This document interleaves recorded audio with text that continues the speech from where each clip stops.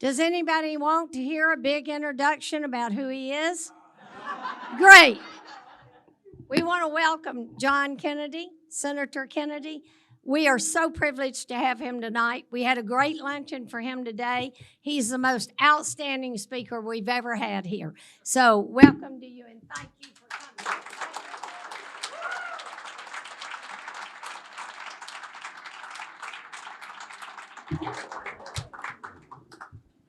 Thanks, Suzanne. You're the best. She's the best. If you ran for president, there'd be no doubt.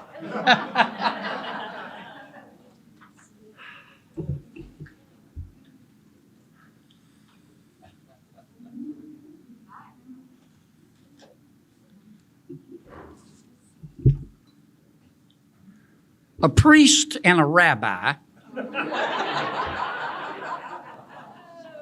were sitting next to each other on a plane. And the priest turned to the rabbi and said, Rabbi, do you mind if I ask you a question? And the rabbi said, sure. And the priest said, Rabbi, does your religion still prohibit you from eating pork?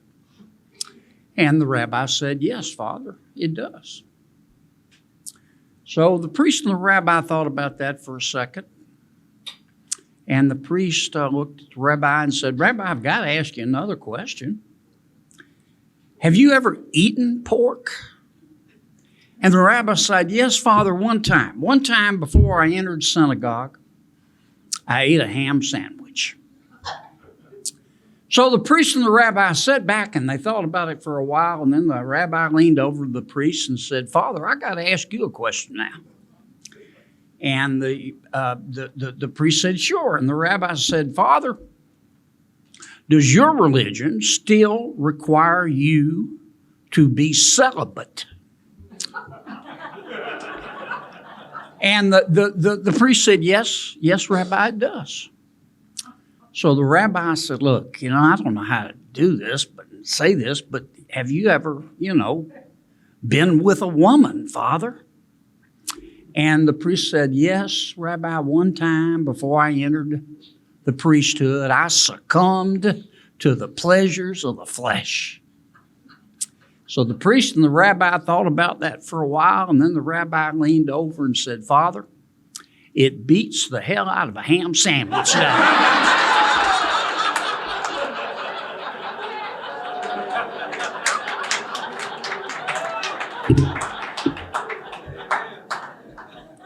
Now, Abby, you ignore what I just said, okay?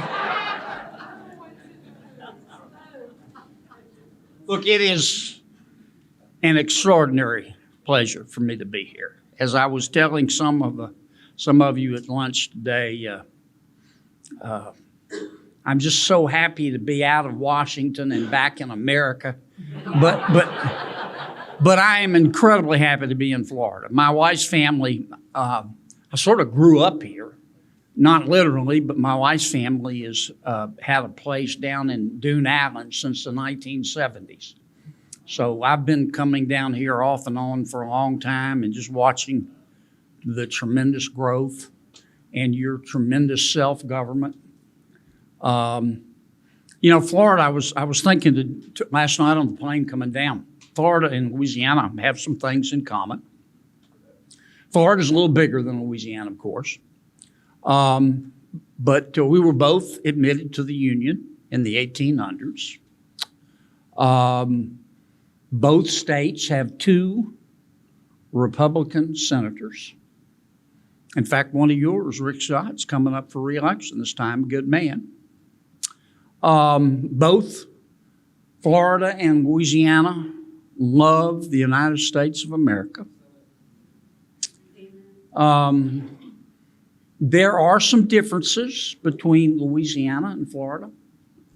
Those of you who've been to my state know that in Louisiana, we eat things that you would call an exterminator for to get out of your backyard.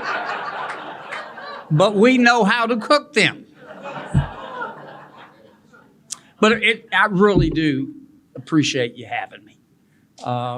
because I love Becky's been calling me all day, my spouse, my wife, saying, you know, how is it? How's everything? And I said, well, you know, you come down here every third week. It's great as usual.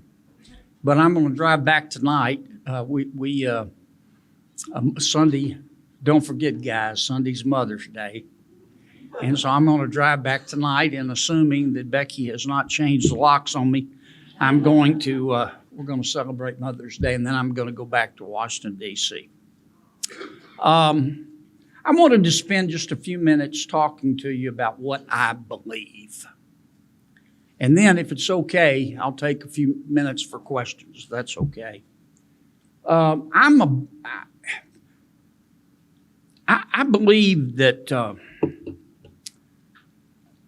you know, we are blessed in America to be free, and the most cherished of all freedoms is our right to free speech.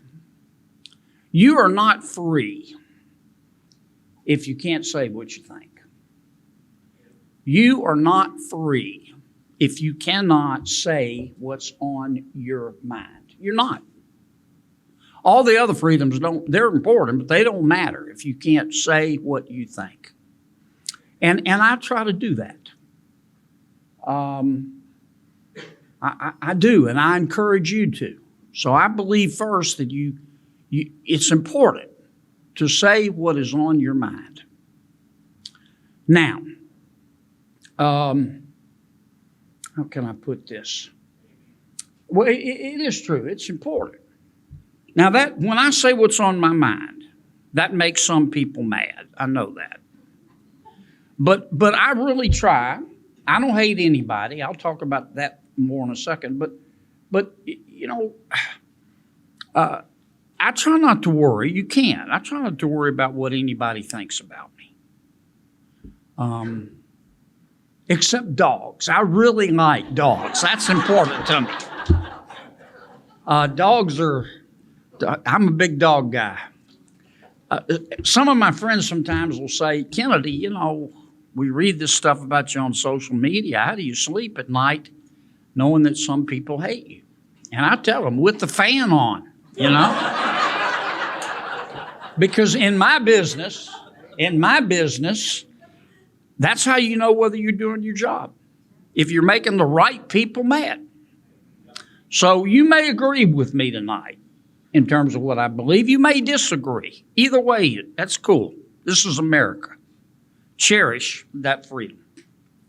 So permit me to take a few minutes just to share with you what I believe. I believe first that the United States of America is star-spangled awesome. And you know what? The whole world knows it. The whole world knows it. When was the last time you heard of somebody trying to sneak into China? People want to come to America. America is so great that people in our country who hate America refuse to leave it. Let's don't lose sight of that. What else do I believe? I believe that our country was founded by geniuses, but at the moment it's being run by idiots. Look, I've seen this firsthand. It still takes my breath away some days in Washington, D.C. Common sense is illegal in Washington, D.C. I look sometimes at some of the people up there, and I think, how did these people make it through the birth canal? I mean, it is, people talk about the Washington, D.C. bubble. It is for real.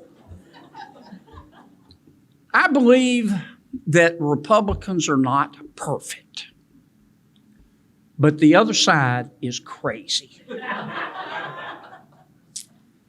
I believe that the American people do not deserve to be governed by woke, narcissistically woke deeply weird people, as we are being governed, by narcissistically woke, deeply weird people who hate George Washington, Thomas Jefferson, Abraham Lincoln, Dr. Zeus, and Mr. Potato Head, who hyperventilate on their yoga mats if you use the wrong pronoun. Who think our children should be able to change genders at recess, who carry around Ziploc bags of kale to give them energy, and who think they are better than us. Americans don't deserve that. And by the way, as some of you have heard me say before, kale to me tastes like I'd rather be fat.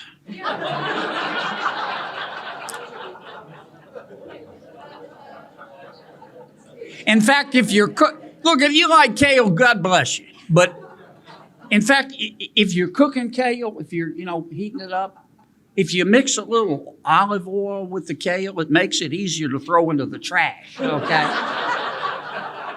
It'll just slide right off the frying pan. I believe in what we accomplished when the Republicans, our party, was in charge in Washington, D.C., when we controlled the presidency and the Senate and the House. And just think about this. And really, we were in total control only about 2.5 years. But in that short period of time, we cut taxes. We increased wages. We delivered 3.5% unemployment rate. We had the lowest unemployment rate in the history of America for Hispanic Americans and African Americans. We created 7 million brand new jobs pre-COVID. We deregulated the economy. We controlled our border. We protected life. We controlled our streets. We strengthened our military. We stood up to China and Russia and North Korea and the Ayatollah in Iran. And we confirmed 234 of the finest women and men you will ever meet to the federal bench, including 3 new members of the United States Supreme Court. And I'm very, very proud of that record.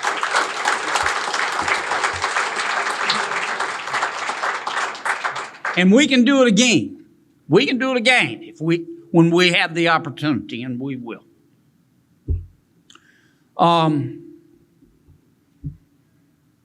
I believe I don't hate anyone. I don't. I look for grace wherever I can find it. I do. When I say my prayers, one of the things I ask God for, I say, God, please don't let me hate. Because in the city where I spend most of my time, it's hard. It's hard. I mean, the deck is stacked against us. Washington, D.C. is by far a majority Democratic town. That's okay. You can belong to whatever party you want. But the media, I would say probably 90% of the members of the media that I interact with are very, very, very left of center.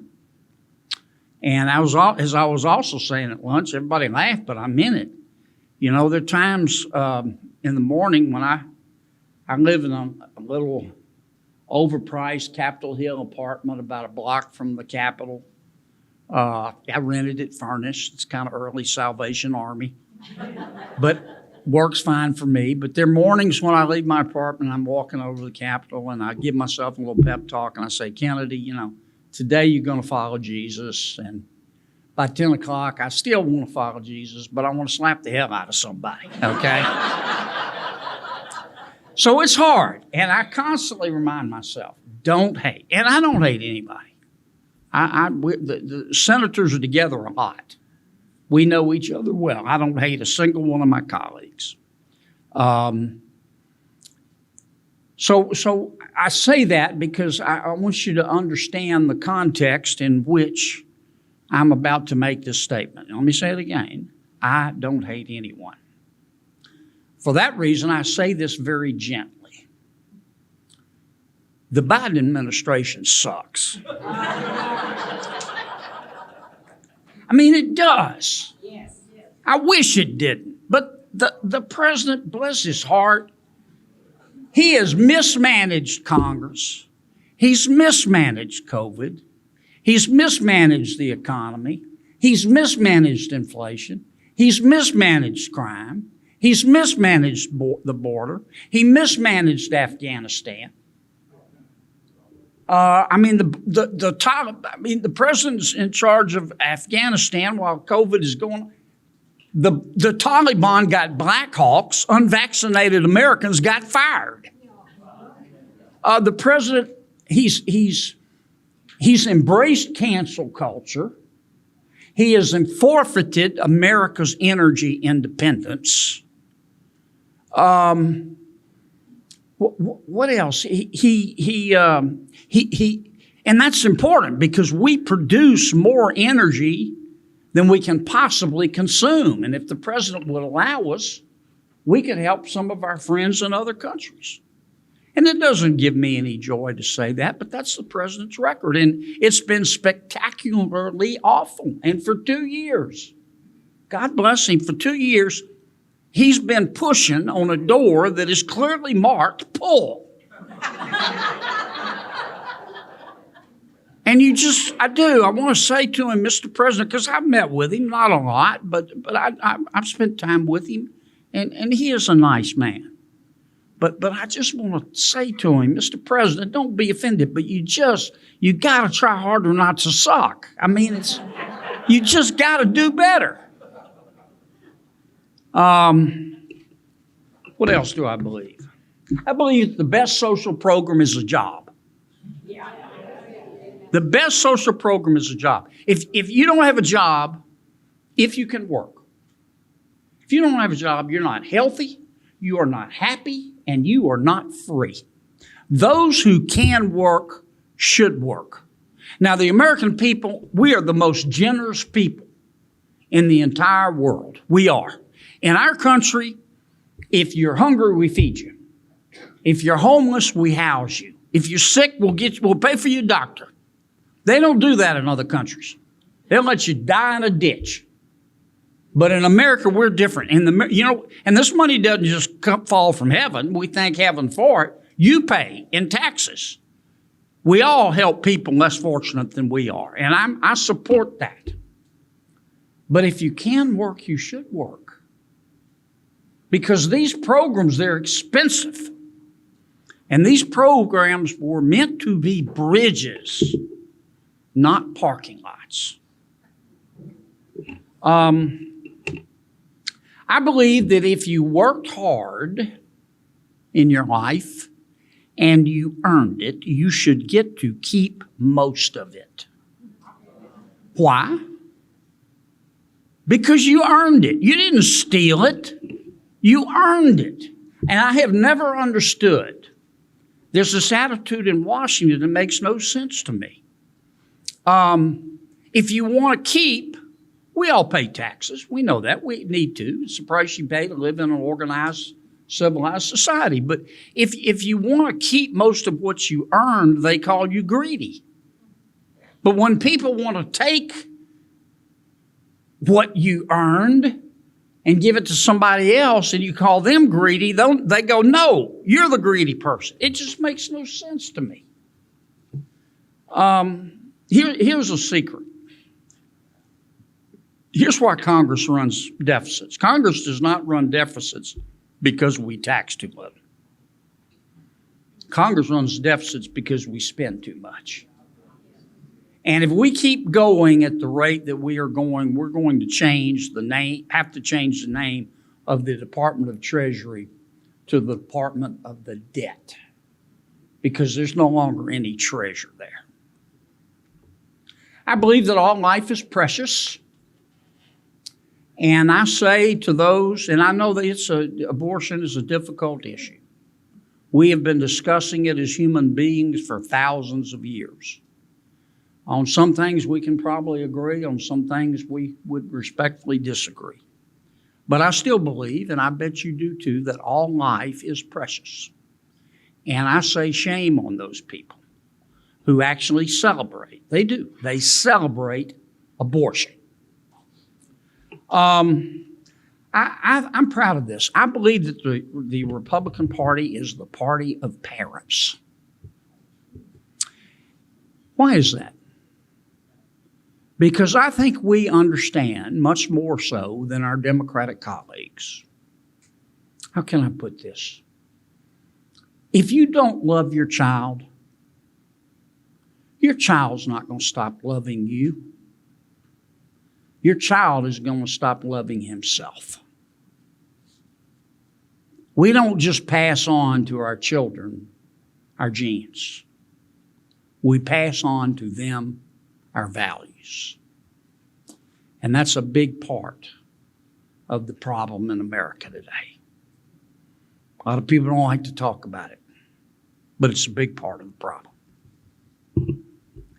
I believe that no parent should be required to send their child to a failing school, a failure factory, where violence is common and learning is rare. Look, I can't stand here and tell you without looking it up in proper order the first 6 presidents of the United States in proper order. But I will never forget, as long as I live, my first grade, second grade, third grade, fourth grade, fifth grade, or sixth grade teacher. Teachers matter. Now, I think every child can learn. Some kids don't have a good home life. You can't legislate parents, pass a law making parents care about their kids. We take our kids as we find them. But as Americans, we can unravel the human genome. We can take a diseased human heart and replace it with a new one and make it beat. We can send a person to the moon. I refuse to believe that we can't teach our kids how to read and write when we have 18 years to do it. And in my opinion, what we have to do, it begins at the state and local level. We need no excuses schools. Every child can learn. And we also need to lift up our teachers. But with accountability, we need to find out which of our teachers can teach and pay them like the professionals they are. But we've also got to find out which of our teachers can't teach and either teach them how or tell them to find a new line of work. What else do I believe? You can look at my notes here. I believe that we ought to have an election day, not an election month. You know, that's 90% of our problem. And I believe that you ought to be required to prove you are who you say you are in order to vote. I believe that illegal immigration is illegal. Duh.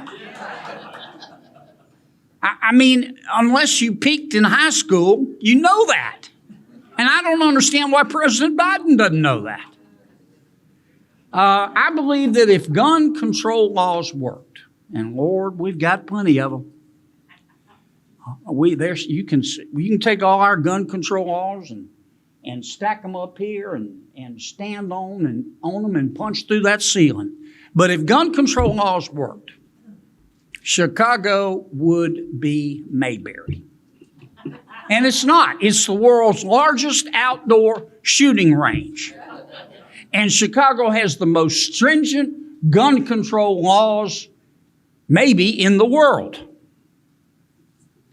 What else?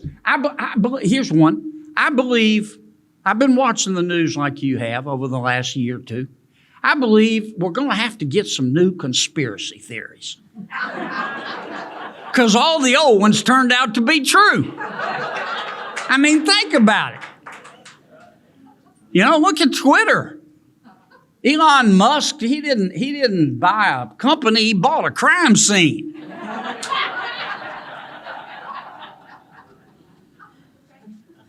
Remember that? Oh, we're not censoring anybody. You know, God. I believe that weakness invites the wolves. I believe that. I wish it didn't. But, you know, there's just some people in this world. If I make it to heaven, I'm going to ask why. You know, there's some people in this world, they're not mixed up. They're not confused. They're not sick. It's not that their daddy or mama didn't love them enough. Maybe they didn't, but it's no excuse. They're just bad people. And some of them are running countries. They are. I could name several, but the one, of course, that comes to our mind foremost is China. Now, I love the people of China. I've been there many times, but I don't love President Xi, and I don't love the Communist Party of China. President Xi clearly has a taste for blood. But this is a hard man. And these are all hard men. And I say men intentionally.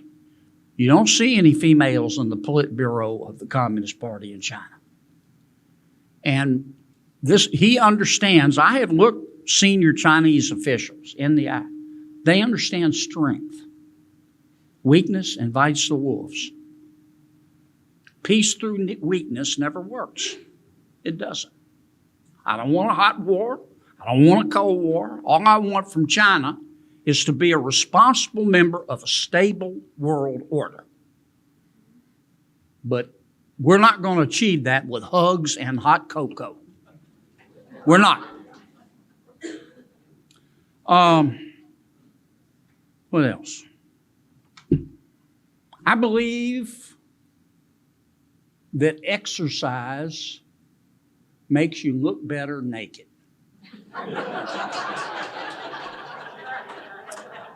But so does alcohol.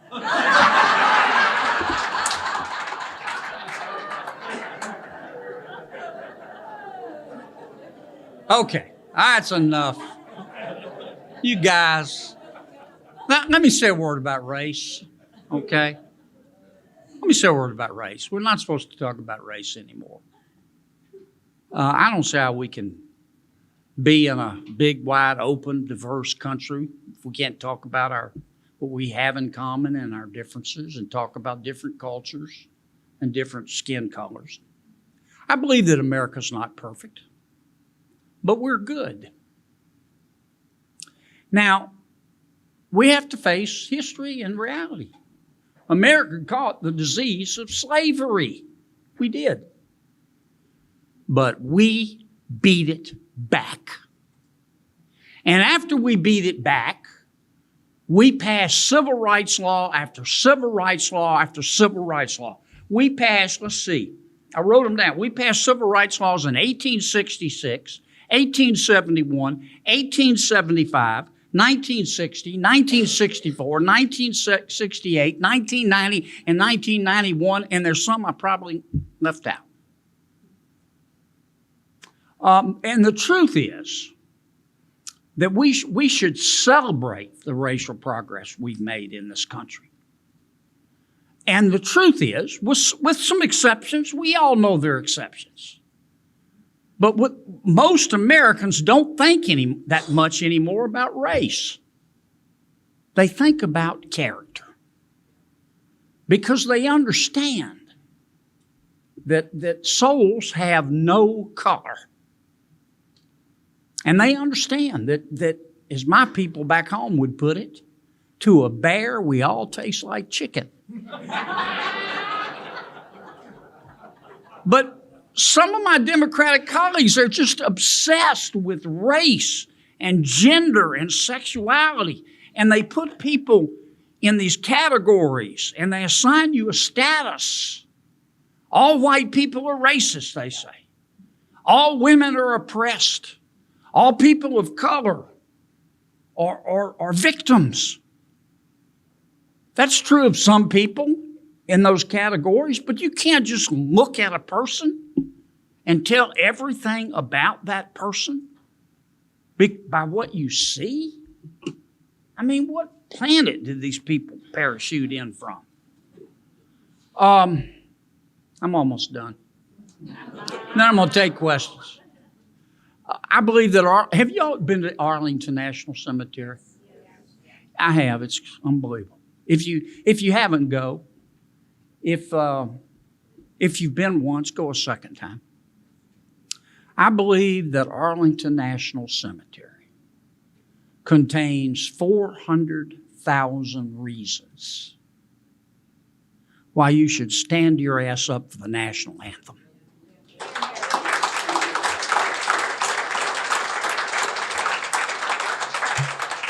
Let me end on a positive note. I believe that our future, America's future, our kids' future can be better than our present or our past. I believe that. I also believe we're only as good as our dreams, and that we are only as valuable as our children. But I'm not going to bubble wrap it, folks. I'm not. The water in Washington, D.C. is not going to clear up until we get the pigs out of the creek. It's not. And nobody is coming to save us but ourselves. No one is coming to save us but ourselves. If we want to keep our country, we're going to have to stand up for it. Now, the Washington elites, you know what I'm talking about. The people who, you got two groups of them in charge. One are the wokers, the nauseously woke. I don't know. I call them whack jobs. I get in trouble when I do. But you've got another group that kind of go along with it. The Washington elites. They live in the expensive Georgetown condos with the high ceilings and the expensive art on the wall, and they drink coffee that takes 10 or more words to order. And that's okay. They can live like that if they want, but they think they're smarter and more virtuous than the rest of the American people. They do.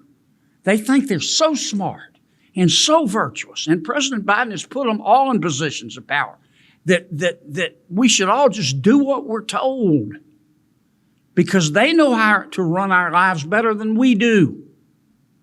And if we would just do what we're told and listen to them, they'll let us eat meat occasionally. They think this. But this group, they call us deplorables. They say we're not real people. But we are real people. And we need to get real mad. And we need to stand up for what we believe and speak out. Look, I don't know how my story's going to end. I don't. But I'm going to stand up. Until my people in Louisiana tell me to come home, I'm going to stand up.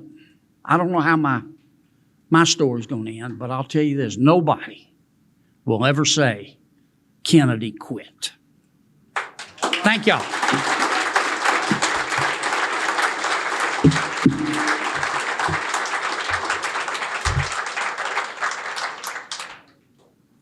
Abby, that part about alcohol, forget about that part, okay? I'm picking on her. She's such a beautiful young lady. I met her at lunch. She's great. Okay, questions. Ross, would you take this for me, mate? Yes, sir. I'll get everybody.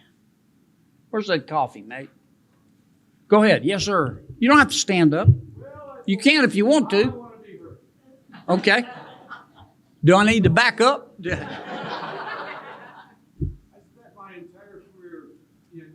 Midwest. Yes, sir. And the Rust Belt.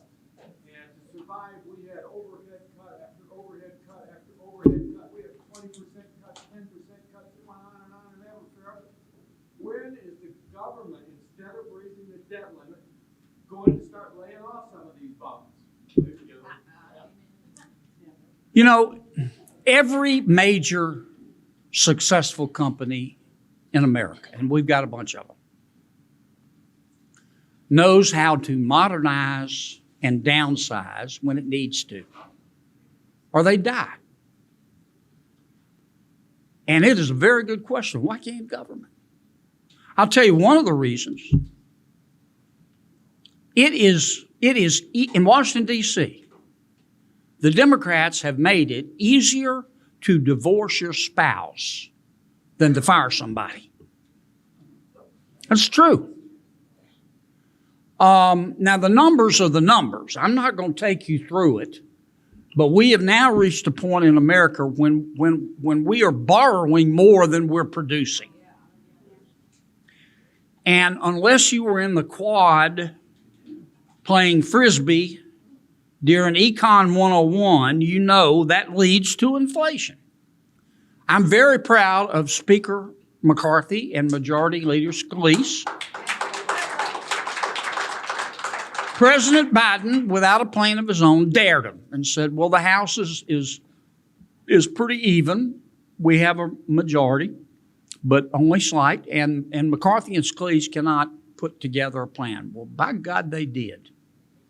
They voted. The United States House of Representatives voted not to default on America's debt, but they have sent to the president some very reasonable, commonsensical ways to reduce the rate of spending and debt accumulation. Now, the ball's in the president's court. And he said he's not going to negotiate. That's up to him. But he will be responsible for defaulting on America's debt. I think he will negotiate because you know what? If he defaults on America's debt, he is a smoked turkey. Now, I know I'm not an expert at many things, if any, but I know how to read a poll. And his poll numbers are going down like a fat guy on a seesaw. Okay?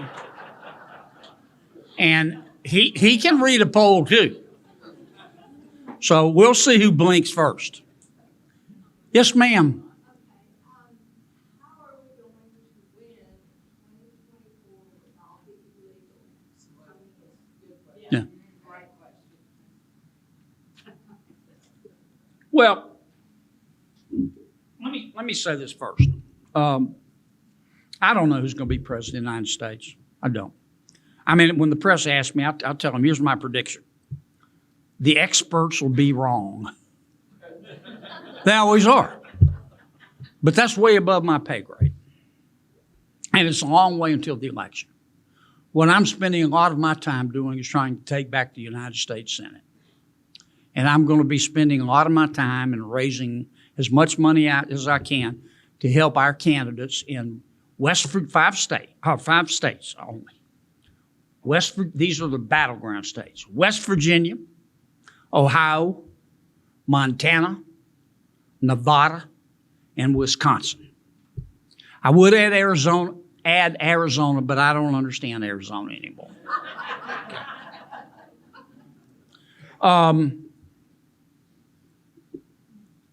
Some people in my state, we have early voting.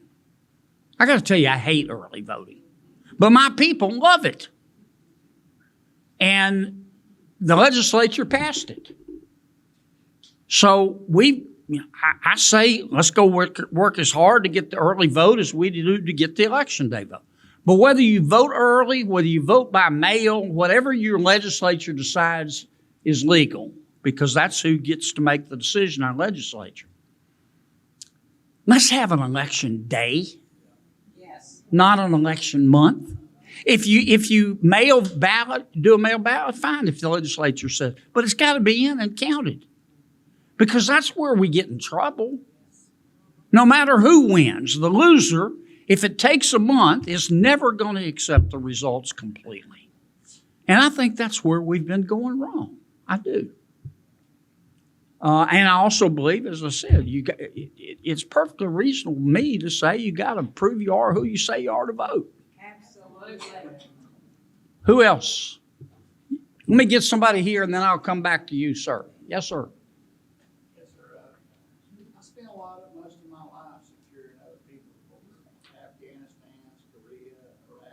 Thank you for your service. I appreciate it. It was a pleasure. But my concern is, and through history, is nobody has a real nation without a real border. So how can we be so concerned about the world? Well, I wonder, when will Congress and the Senate say this is number one? If there's not a nuclear attack, how can we not secure our borders? Well, you're right. But I can't make the president. You can't fix somebody who doesn't want to be fixed. Now, the president says, oh, it's a hard problem. Let me tell you, we can have the border secure in a month. And the American people want it secure. The American people, they may not read Socrates every day because they're busy earning a living, but they're not stupid. American people understand the difference between legal and illegal immigration. We could secure the border within a month. Here's how we ought to do it. We could do it. And President Biden knows this. Number one, the law is pretty clear. It's been on the books forever. If you try to sneak in America without proper credentials and vetting and you get caught, you get deported. You can also be sent to jail. President Biden's not deporting anybody. We've had 5 million people come in since he's been president. We have the slightest idea who they are. Number two, you know about, we have a rule in America, many countries do, that if you're the subject of political persecution in another country, you can go to a safe country and say, I'm being politically persecuted, would you take me in? That's being abused. 80% of the people coming into our country who are claiming asylum are not subjects of political persecution. They're not. And once they go to court, it's proven. If you come into our country and you lie in terms of claiming asylum, that's against the law. You're supposed to be deported. They're not being deported. Number three, all the president would have to do tomorrow is say, look, if you come in and you don't have the credentials and you're coming in illegally and we catch you, we're sending you back across the border to Mexico. Now, I have great respect for Mexico. And I have great respect for President Lopez Obrador. And in some cases, he's doing better lately. He is taking the position, well, he doesn't agree with that, with us sending folks back from whence they came in his country. And my response to President Lopez Obrador is, look, Mr. President, no disrespect, but call somebody who cares. Okay?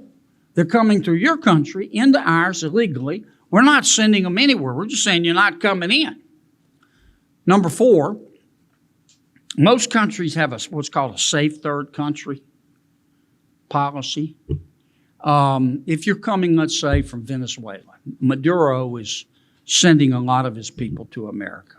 And many of these foreign despots, they want people to come to America because somebody from Venezuela, for example, gets into America illegally, they get a job illegally, they make money, they send some of it back home, and it's good for the economy of Venezuela.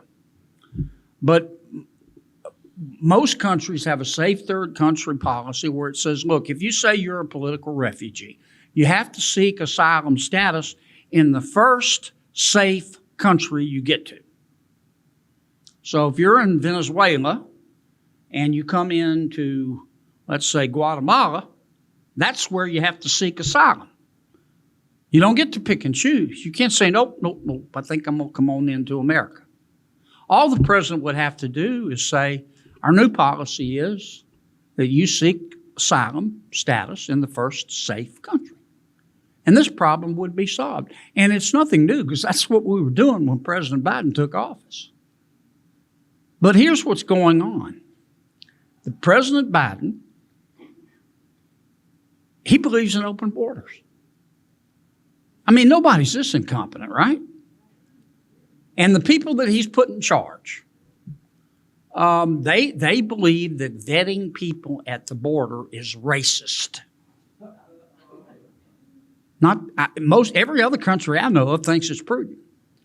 Now, the rescission of Title 42 has scared him. Okay? And they're trying to do a little better right now, but I'm afraid it's going to be too little too late. What else? I can do a couple more. Yes, ma'am. I'll try to get everybody. Remember, my wife could change the locks on me now. I got to get home tonight. Yes, ma'am. Okay, can I do two more? We got time? I'll do two more. This is Ross White, who runs things in Louisiana for him. He also runs my life, but he's a good man. Senator, I just want to ask you, I was with the state voter registration method now, so I'm pretty much involved in what you're talking about. Yes, ma'am. In many ways. But what I'd like to ask is how in the world do we get our country back when we have a news media that doesn't even show the border? We have 90% not being shown on television. We have these idiots that only watch an NBC, CBS, you know the story. I mean, what are y'all thinking in Washington? How can we help? I just don't get it. That's a great question. And I know you haven't, but you got to believe and have confidence in the American people. And I mean it. Most Americans don't read Socrates every day because they're too busy earning a living. Most Americans get up every day, go to work, obey the law, pay their taxes, try to save a little money for retirement, try to teach their kids values. A lot of my Democratic friends mock them for that. But they know what's going on. They may not stay glued to TV all the time because they're earning a living, thank the Lord. But they're not stupid. They may be poorer under President Biden, but they haven't become stupider. And they get this more than you think. Much more than you think. But the reason they get it, you don't have to be ugly. And I try not to be ugly because, honest to God, I swear to God and all the angels, I don't hate anybody. I try and work at it. But say what you think. Say what you think.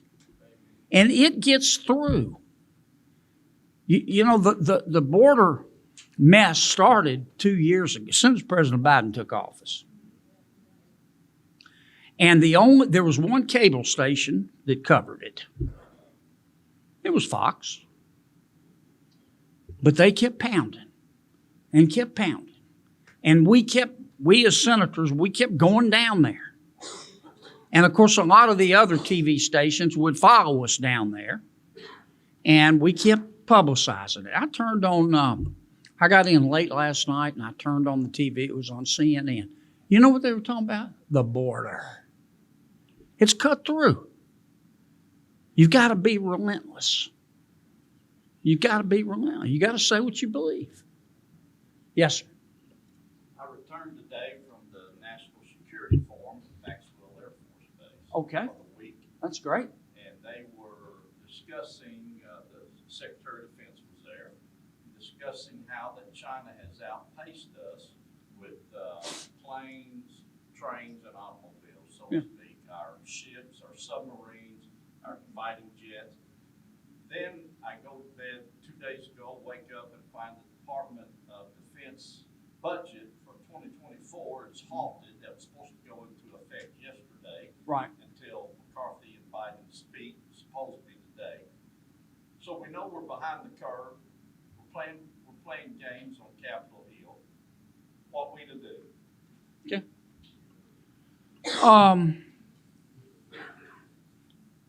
I mean, China, let me say it again, I don't want a hot war with China. I don't want a cold war with China. But I've spent enough time with Chinese officials to understand that you can't just hug it out with them. You know? Peace through weakness has never worked. And it's certainly not going to work with President Xi. And President Xi, you cannot trust him. You know, I've said before, I wouldn't turn my back on President Xi if he was 2 days dead. Now, having said that, and China they're building that military. They're building a nuclear, their nuclear capabilities as well. All is not perfect in China. China's got problems. Their population growth is slowing. The Chinese people are not having babies. You know, for a while they were told they can't have more than one child. And then the Communist Party realized they're making a mistake and started going, have children, have children. Too late. So their population, India is now bigger than China. Their workforce is not growing. They're getting older, the Chinese people getting older. They have no safety nets. They don't have Social Security or Medicare. They've borrowed enormous amounts of money. They've got a housing crisis. Thanks to and he deserves credit for this. President Trump was the first president I'm aware of to stand up to China. You know, we admitted China. China became wealthy because of the United States of America. I'm not taking anything away from the Chinese people, and I don't hate the Chinese people. They work hard. But we admitted China, and China wouldn't have gotten in without our support. We admitted China to the World Trade Organization on December 11th, 2001. China started cheating December 12th. And they stole our intellectual property, and they had state-subsidized company. All those are illegal as hell. We just let them do it. And every time some of us would say, hey, wait a minute, and say, oh, just be patient with China. As their middle class goes stronger, they'll adopt Western values. You know? And then all of a sudden, we realized. And to his credit, President Trump said, no, enough. Now, we don't want to be enemy, but you're going to play by the rules. We'll win that fight. I don't want to have the fight, but we're not going to do it being complacent. We're just not. And I know I don't like us being in Ukraine, but let me tell you what's going on in Ukraine. I'm coming, Suzanne. I'm not scared of my team. I'm scared of this lady. Okay, this is the last one then. Let me just make this, just wait, let me make this point, because Ukraine's important, and I know some of you oppose it. I want to tell you why I support it. Here's what's going on in Ukraine. I don't see it as an act of charity. I see it as an act of self-preservation. Here's what's happening. President Xi in China is the quarterback. He's working with President Putin and the Ayatollah in Iran. And it's no accident that they decided to make this move in Ukraine when President Biden was president. Their goal is to have Russia dominate Central and Eastern Europe, President Xi dominate the Indo-Pacific, be able to make a move into sub-Saharan Africa, and also move on us in South America. They're doing it as we speak. And their goal is to have the Ayatollah in Iran, who is crazy as a bedbug, dominate the Middle East. And that is not a world that is safe for America. It is not.